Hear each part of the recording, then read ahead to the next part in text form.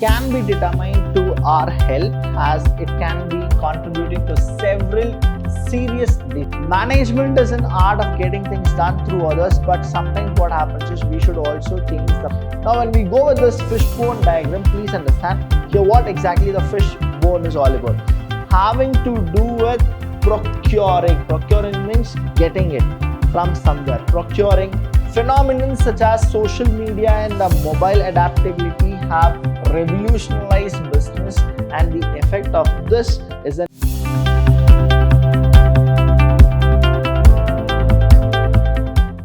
Hello everybody, a warm welcome to one and all. I'm Vidhyaashram from the Department of Commerce and Management in Vidhyaashram First Rate College, the Temple of Excellence. Welcome to all the students here. Today, I'm gonna explain you about the next session of emerging trends of management, where I'll be including stress, change in the management. Then we'll go with one more that is a very important topic called logistic management also. So what exactly stress is, what is the change in management and the role of change in management, what exactly happens, then logistic, and then we'll go with each and every topic in precise. Now the first one here is change management. Now what is the meaning of change management? CM is also, it is called as change in management, but sometimes we use the word that is change in management has a CM. So when we go with these kind of a thing, please do understand that management is an art of getting things done through others, but sometimes what happens is we should also change the management according to the situation. That is, change management, sometimes abbreviated as CM, is a collective term. What is it? It's a collective term for all approaches to preparing and supporting individuals, teams, and organizations in making organizational change. Whenever there is any kind of a change in management, what happens is individually or organization has a team, what we do is we need to get adjusted to the organizational changes. Now it includes the methods that redirect. It is not direct, it is redirect or redefine the use of resources, the business process, the budget allocation, or other modes of operation that significantly change a company or organization. So whenever there is a change, a redefine or redirect of anything, it can be the organization structure, the process, the budget, or anything, when they want to redefine it or redirect it, then we will go with change in management. Now the reasons for change. What are the reasons why people will go for a change? Now we need to know that the organization is changing only because of the external factor, not because of the internal factor. When we understand the external factor, what happens here is you need to understand globalization is there, competitors are there, volatile market is there. So what happens is the customer needs a change, customer wants a change, now we need to change. The competitors are changing their policy, now we need to change. Now the change always depends on the situation, the change always depends on the culture, the change again depends on the heterogeneous crowd. So the first reason here is all about the globalization. That is, when globalization and constant innovation of technology results in constantly evolving business environment.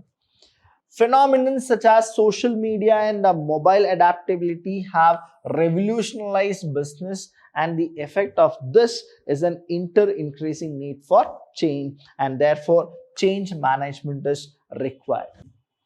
Major and rapid organizational change is profoundly difficult because the structure, culture, and routines of organization often reflect persistence and difficult to remove. Now, say example, this change management, what has happened? This pandemic, if you take an example of this. Earlier, to think about, let me start a company, what used to happen is we used to think about where should I buy the property, what is the infrastructure cost, all those things we used to actually go for it. Now, the change management, what is it? Now in the 21st century, after the pandemic, if you want to start a company, you can start a company and you can start working from home. So you don't need a physical company. You just want a virtual kind of a thing, and everything can happen. This is the change which has been brought to notice after the pandemic. Now people are thinking, why did we invest more in our plant and machinery and all the furniture, whatever we did, the fixed asset? Why is that we did? Now we could have actually told those people that work from home itself and you are supposed to hit the targets. So this is what the reason of changes. Next one is stress management. The word stress, from the small children till the person who is in the deathbed, they undergo this called as stress. Now I'm shocked when the small kids, they say that they are getting stressed. Now the question for them is, what exactly the stress meaning is. Now I'll tell you over here. Over increasingly busy lives causes our minds a lot of stress. So what is the stress? Stress is a mental tension. Stress is what? It's a mental tension caused by demanding, like I don't have this, I need to have this, all kind of expectation, demanding, taxing or burdensome circumstances. And here what happens is, you should know that there is a hormone where it is called cortisol. Now cortisol will be released. Now what happens here, cortisol is, when you get stress, you get panic.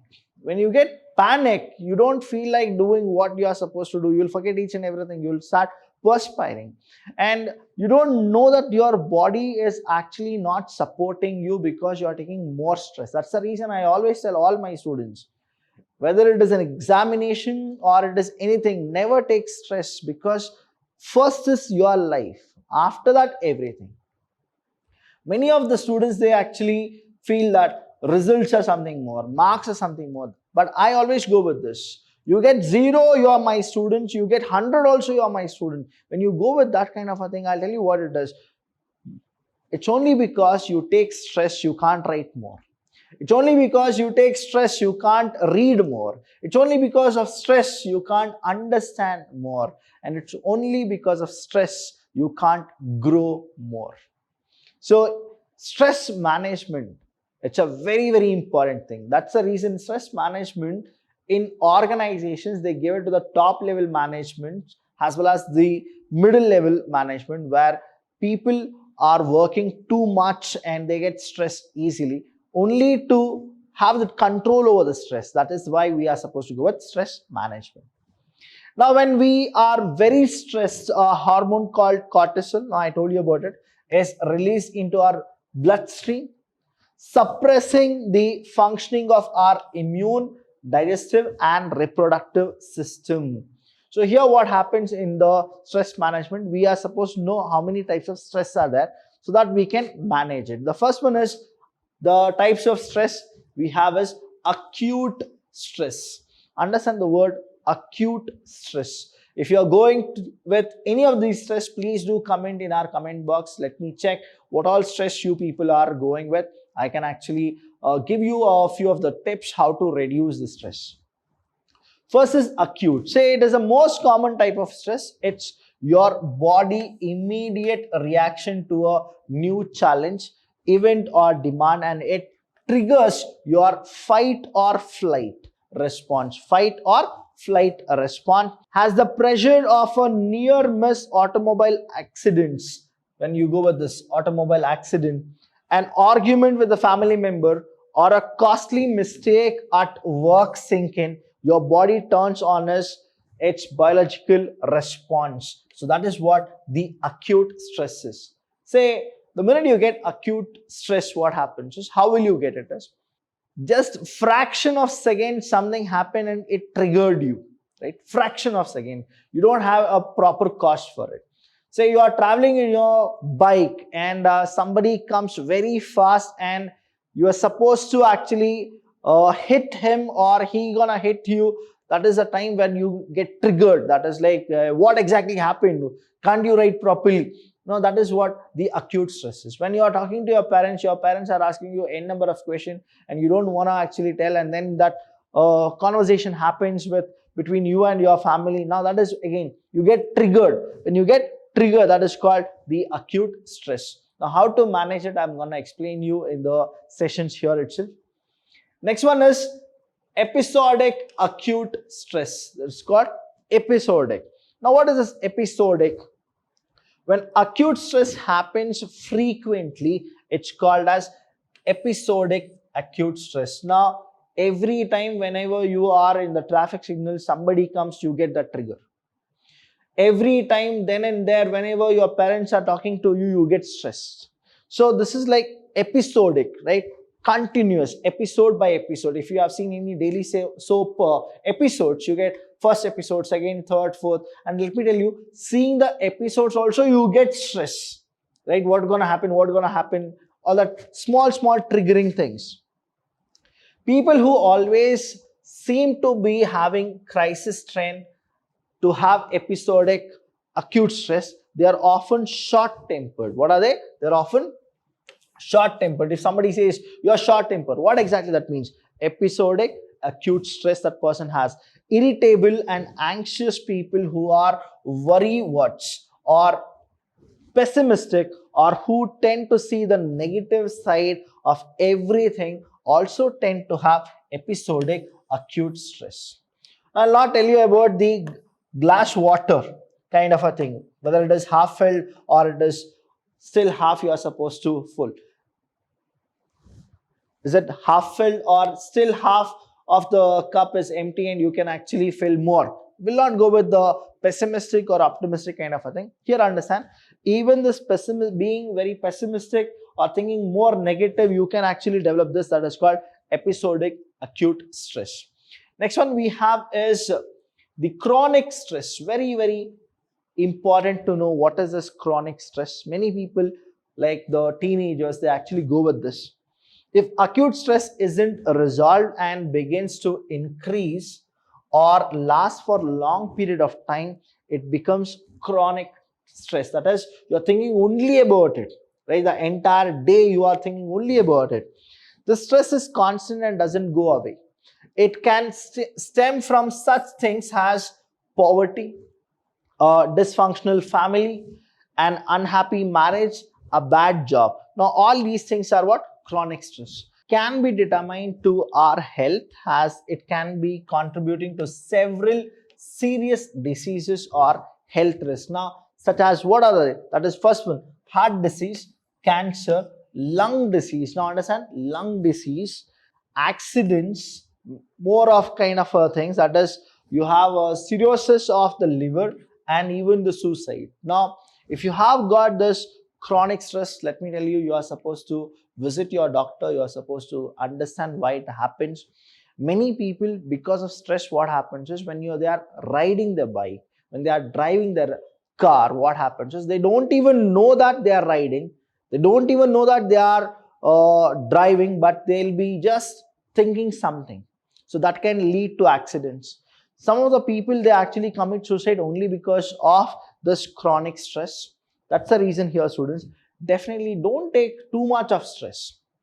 What should happen will happen, without you or with you. So if you have that kind of a thing, right? So I always go with this principles here, that is, don't worry. Right? What is that? Don't worry. Now understand this concept of the simple concept of don't worry. Now when we go with this don't worry concept, what exactly it is? If I can do that now, I shouldn't worry. So don't worry. Next thing is, if I can't do that, again, don't worry. The thing is very simple. If I can do, so why should I worry about it? When I can't do about it, now again, why should I worry about thinking that how can I do it? How can I do it? When I can't do it, I'm like, fine, just leave it. There are n number of things which you can do it. In the same time, there are n number of things which you cannot do it. So never take stress only for that. Next one we have is the fishbone diagram. Here, students, I'll be teaching you how to go with this fishbone diagram. This is also called as Ishikawa diagram. It is actually given by the Japanese person, Dr. Ishikawa. Now, he has told what exactly the fishbone diagram is all about. Now, when we go with this fishbone diagram, please understand here what exactly the fishbone is all about. A fishbone diagram, also called as a cause and effect diagram. What is it? It is called as cause and effect diagram, or Ishikawa diagram. What's the word? Ishikawa diagram is a visualization tool for categorizing the potential cause of a problem in order to identify its root cause. Say some problem is there, some cause is there. Now, what happens is, what is the problem, what is the cause, what is the cause, and why happen, why all these things happen. That is called the cause and effect relationship about this diagram. Now this diagram is called as fishbone. I'll tell you why it is called fishbone. Dr. Kaoru Ishikawa, a Japanese quality control expert, is credited with the inventing the fishbone diagram to help employees avoid solutions that merely address the symptoms of much larger problems. So here what happens is, whatever the problem is, you are supposed to go with the fishbone diagram. You will get the cause of the problem. Now, how to create a fish diagram? When we go with the fish diagram, it is not about the aquatic fish, what exactly it is. It is a fishbone diagram. First one is create a head which lists the problem or issues. When we create the head, say let this be the head of the fish. So this is the problem. Problem is done. Now create a backbone for the fish. Now we should have a backbone of the fish, and then you are supposed to connect it. That is straight line which leads to the head. So you have connected. Identify at least four causes that contributes to the problem. So what are the causes you are supposed to understand? So we have 1, 2 here, and 3 and 4 here. Done.